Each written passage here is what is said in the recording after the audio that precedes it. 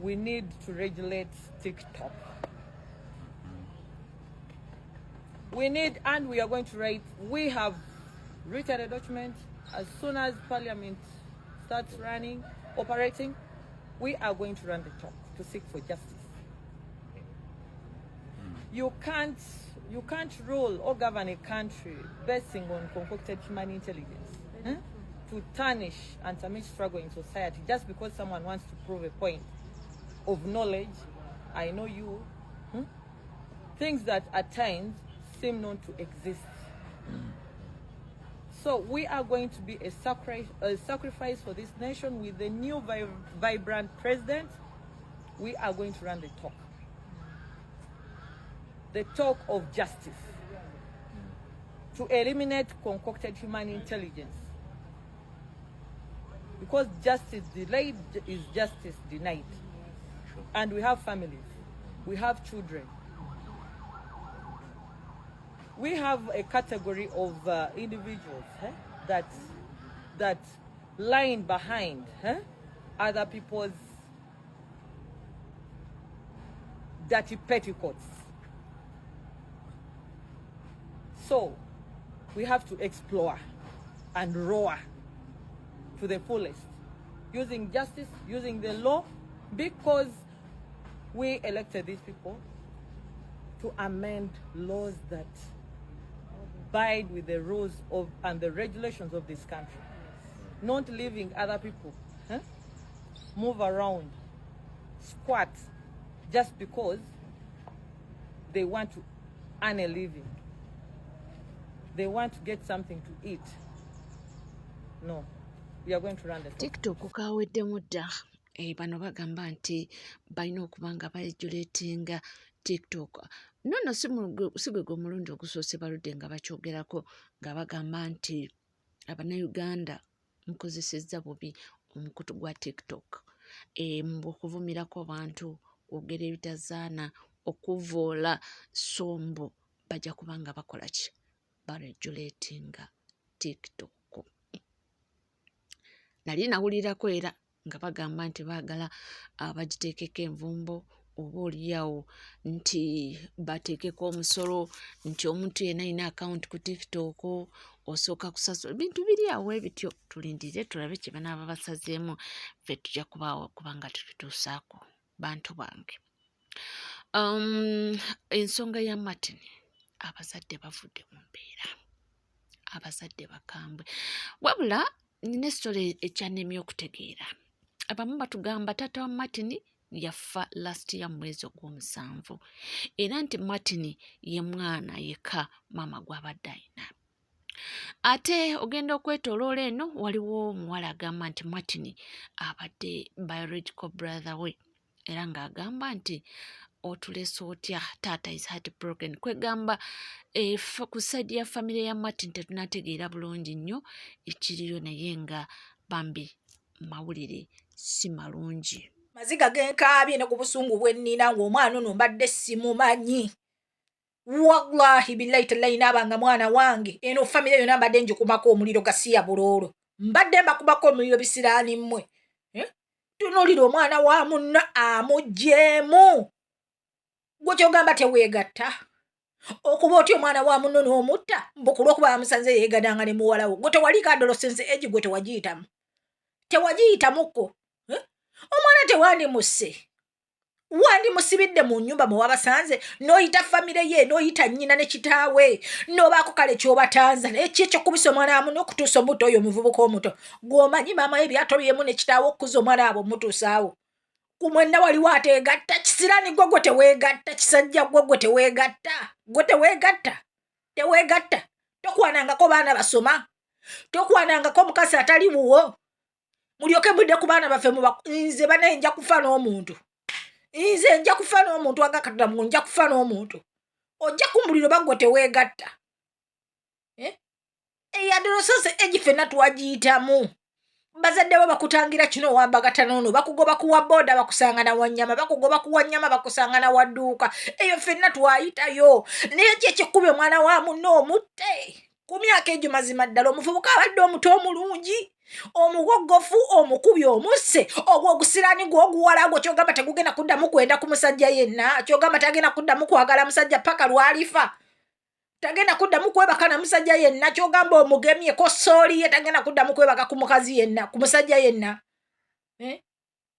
bantuma mukendeeza obusungu ku baana b'abannammwe gwe nga bw'oyagala omwana wo kitwale nti n'oli bw'ayagala omwana we gwe nga bw'oyagala omwana wo kitwale nti n'oli naye bw'ayagala omwana we tosobola kudda ku mwana wa muno n'omukuba mb'olwokuba amusanze ne muwala n'omukuba n'omutta wallahi eyo famire wakirimba ku maka amafuta nze Fatuma mbakubako omuliro bisiraani mmwe mbakubako omuliro nammwe ne mufa embwa ezo mudda ku baana baffe ne mubamalako emirembe omwana omulenzi bw'akola omusango mulaba akoze kinene nnyo nnyo nnyo yeebase ku muwala we yeebase ku mwana wange kamutwale kale mutwale mu kkomera omusibe abeere yayige naye kikwetagisa kumutta kumujambula mu bwese eno ddala kikwetagisa kuba mwana wa munno omutta omujambula mu bwese eno mwenna ani ataayita mu stage eyo ani atagiyitamu mwenna ani ataayita mu stage eyo abamu baabeebakirangako mabega wa nnyumba zammwe abamu baabeebakirangako mu biyungu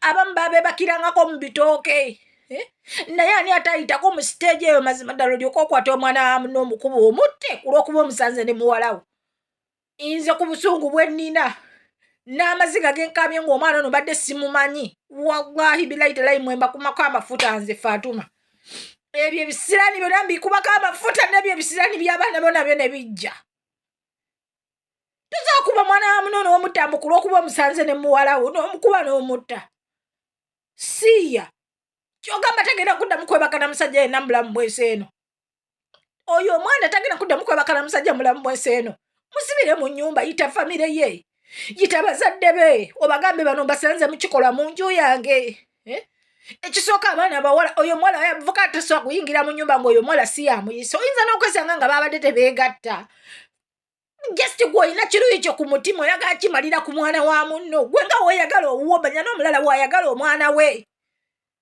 muleke kututtira abaana nga muwoza mbu mubuulirire abaana ani atabuulirira mwana muje mwagala otugambe yadoloseze eji temwagiyitamu waliwo anatagiyitamu eyo eji waliwo atagiyitamu naye laba omwana wa munno gwosse laba omwana wa munno gwosse musajja gwe tunule omwana wa munno gwokubye notta gwowo waali mulamu naawe owuwo mutte kubanga naye yabadde ayagala ye yamuyise naawe owuwo mutte nze bwenna mbayiwako amafuta ze n'embookya saakuusiriwalirako bwenna ze mbookya mumanyi mmoje engwenda abana gye tubonyeebonyeemu n'abaana baffe omwana omuvubuka okutuuka omukuza okutuuka awo w'omweyagaliramu w'otandika olowooza nti omwana wange agenda kuntegeera gwate ng'omunzitira mbw'olwokuba omusanze ne muwalawo wala nze mbakubako amafuta mbookya mu ebyo ebinnyo sigamanje naye nga sole y'okugamba nti omwana ono bamusanze mu buli ssaawa 5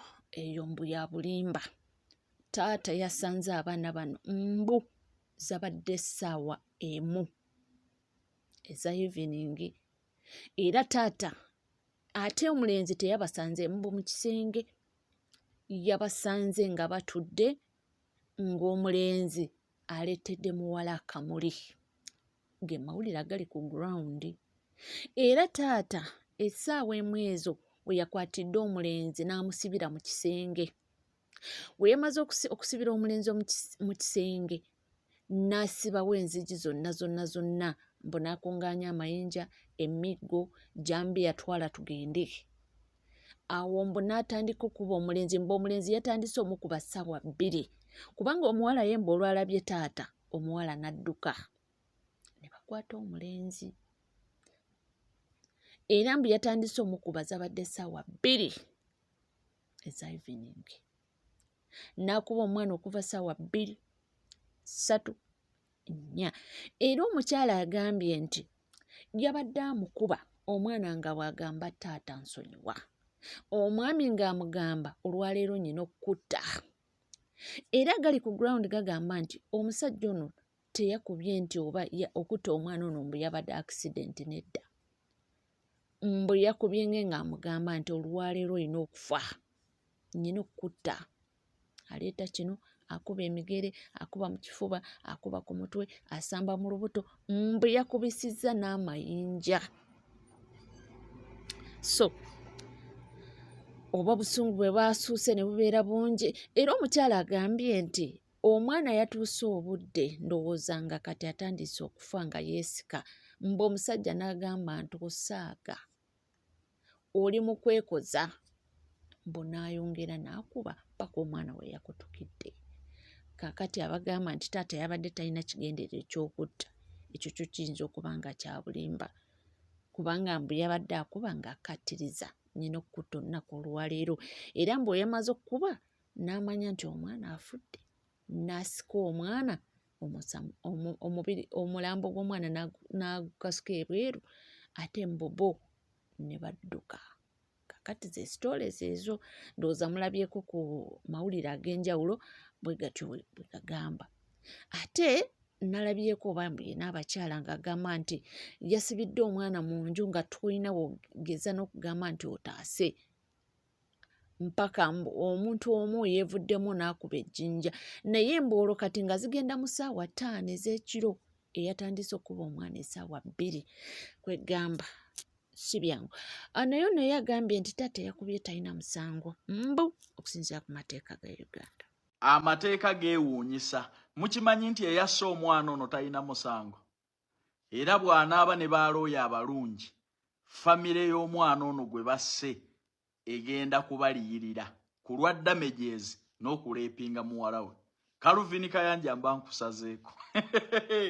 Muli mu simpase, naye mu bitabo eby'amateeka nga bakukwatidde mu nnyumba nga weekakaatise ku mwana omuto ow'emyaka 14 mu nnyumba y'omusajja, oba okoze trespass ekyokubiri, oba oli ku leepu, omuntu yenna waddembe okukwetaasaako mu ngeri yonna. Kategeerekese abavubuka abagenda basaatuuka mu mayumba g'abasajja, mu nnyumba z'abazadde b'abaana be mukwana, ne kakutanda n'ogirinnyamu bwe singa omuzadde akwekanga nga teyakuinvayitinze, teyakuyise mu makaago, n'akukuba n'akutta, famire ye beeyina okumuleyiira emusasulire n'obudde bwakwononeddeko. Omanyi nga bw'osanga omubbi mu njuuyo n'omwekanga kasita omusinza amaanyi n'omutta, poliisi ekitwala nti wabadde omwetaasaako. Kati omusajja eyasanze omusajja ku muwala we atanneetuuka mu makaage, mbabuulira mugenda kufiira bwereere. Obwenzi mu buteekemu amagezi. Kasita ofuna obwongo obwenda oba wenkana atya oba wenkana otya, beeramu amagezi agatagenda mu nnyumba ya muntu. Mulekeraawo okujooga abantu, mulekeraawo okujooga abasajja, mulekeraawo okujooga abazadde. Kyekikutwala mu nnyumba y'omuntu okabasanyizeeyo muwala we, ddala bw'aba yabadde amukwata ng'omuzadde ekyamumussizza ddala kumutaawuluza ku muwala we. Omuzadde ono agenda kuwangula omusango nga bwendaba ebintu, era Calvin Kayanja singa mbadde maze LDC guno mbadde nguyimiriramu. Nga bw'onaasanga omuntu mu njuuyo nga azze kubba n'omwetaasaako, kitwale nti wamusanze akwata muwala wo.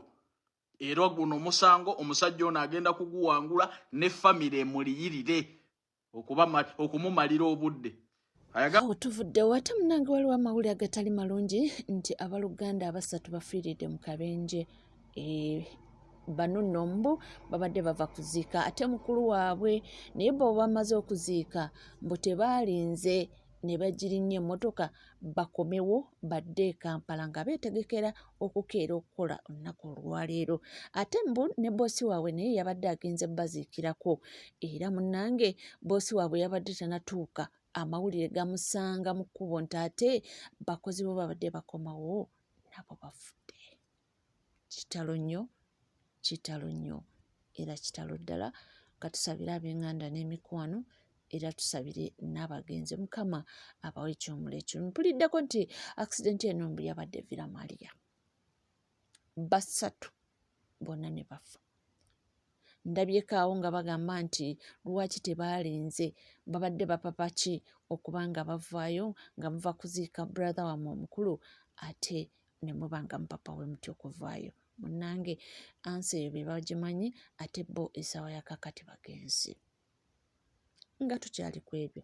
Ono yagambye nti asaba busabi ekyatuukawo ku famire eri abantu 8 bonna bwe baafiira mu accident mbu kibeeko bwe kituukako bannange. Bebe Cool, nze sigenda kukuvuma wabula ngenda kusabira Saara, era ye Saara gye nkuweereza. Waliwo famire eyafiira ku luguudo lw'e Masaka bonna ne baggwawo taata n'abaana. Waliwo famire eyafiira mu nnyonyi ey'abayindi abaali bali mu kubiroketi nga bagende mu Europe countries nga bava India. Eye Saara yemu gye nsaba Bebe Cool etuuke ku famire yo. Naye ate saagala gw'obeeremu. Osanga ekyo kye kinaakuwa ku magezi amatono mu bwongo obwo. Olw'okuba gwe omanyi nti osabiriza NRM gavumenti n'osobola okugulira Zowena akapale k'omunda n'okuyimirizaawo famire yo, olowooza buli Munnayuganda yenna alya ku NRM. Gwe mu bwongo bwo wagenza okulaba nga ky'olina okwogera n'okutujooga n'okutubejjagalirako n'okutusesemerako by'ova okulya nti Museveni ne waabeera ayina kukulibwa mu kagaali nga balina muteeka mu kagaali Bannayuganda bamuwa akalulu, ng'okimanyi bulungi nti teri amulonda, ng'okimanyi bulungi nti akalulu k'e Uganda it's a military takeover.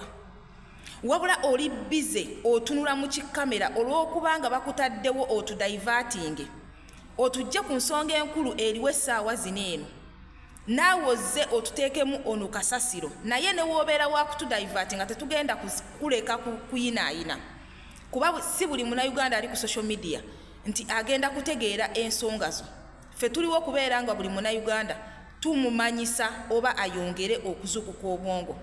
Kati gwe Bebe Cool, eyo famire eyatuusibwa ku kabenje ku luguudo lw'e Masaka bonna ne baggwawo taata n'abaana, nsaba ki ekiba kituuka ku famire yo?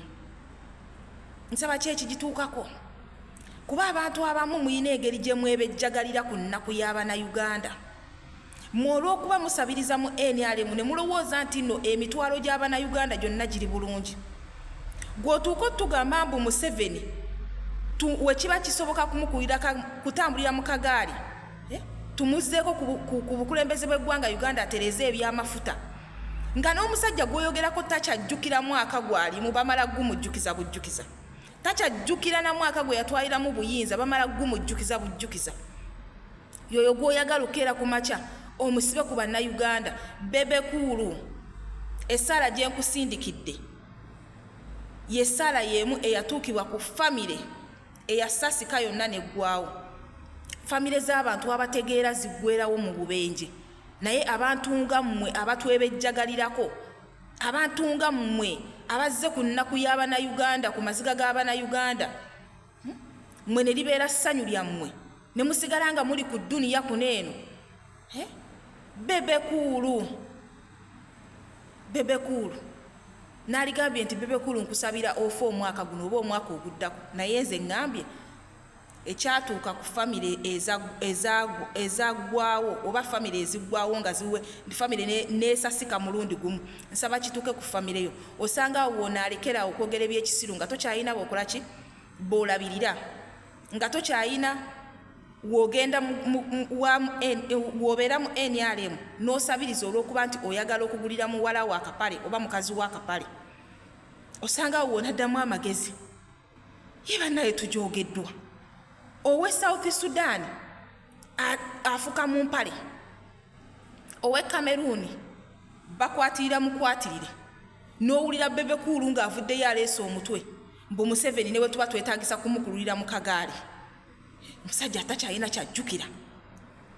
Ye bannaye mutujooze nnyo bantu mmwe, mutujooze nnyo. Bebe Cool ofuba nnyo okulaba kyova olaba wakijjiddeyo ddala, kuba bulijjo tugamba nti gwe olwana nnyo okulaba nga weekompeyalinga ku Kyagulanyi, era nejjo wakyogedde mu vidiyo yo kyekikuli ku mutima. Bebe Cool, Bebe Cool, bantu mmwe muyina engeri gye mwogera nga mubalaatala, simanyi nga mubalaatiriza, muyina engeri gye mwogera nga mukwegamba mulabira ddala nti Omunnayuganda asaanidde kubeera mu mbeera emunyigiriza. Museveni ng'atereezezza ekintu ky'amafuta, Museveni ng'atereezezza nnyo, bebe kuulu esala gye nkusabira ya famire yo yonna kuggwawo ng'ez'abalala bwe ziggwawo si kasinde naawe olugenderemu banaye nedda kisukka n'owuliriza abantu bano nga toyina ky'oyinza mumusabira okuleka omumusabira okuva mu bulamu bw'ensi eno mu bulamu bw'ensi eno ayi allahu subhanahu wa ta'ala bannaye bw'oba okola otwala abantu abalimu amakulu ojjawo abantu ab'omugaso naye lwaki abantu nga baneeno olwawo okubajjawo ne banyigiriza omuntu ne babeerawo bo nga bakudaalira omuntu amaziga g'omuntu nga lyessanyu lyabwe lwaki toba tutwalira ne famire zaabwe zonna n'ozitwala lwaki toba tujjirawo mu bulamu bw'ensi eno bonna n'obakubisa akabenje ne bafa abantu siba bafa mu bubenje bagere nga bonna batudde mu mmotoka obajjewo omulundi gumu banaye nedda allah osaana ozzeeko gye tuli ng'abantu ng'abannayuganda osaana ozzeeko gye tuli ku sayidi y'abantu abatunyigiriza osaana ozzeeko gye tuli naye omuntu n'ayogera nga kwegamba omulabira ddala ng'ayogera abalaatala tafuddeeyo ku biki by'ayogera Museveni bamuvugire mu kagaali ya allah bebe famire yonze nze ekyo kyengisabira yessala yokka gye ngisabira usanga wooliddamu ku magezi. Tuli ku Legit TV 256 tuwerabira kubanga osubscribinga ringinga that notification bell sharinga likinga ebisigadde tujja kubanga tukomawo nabyo tofa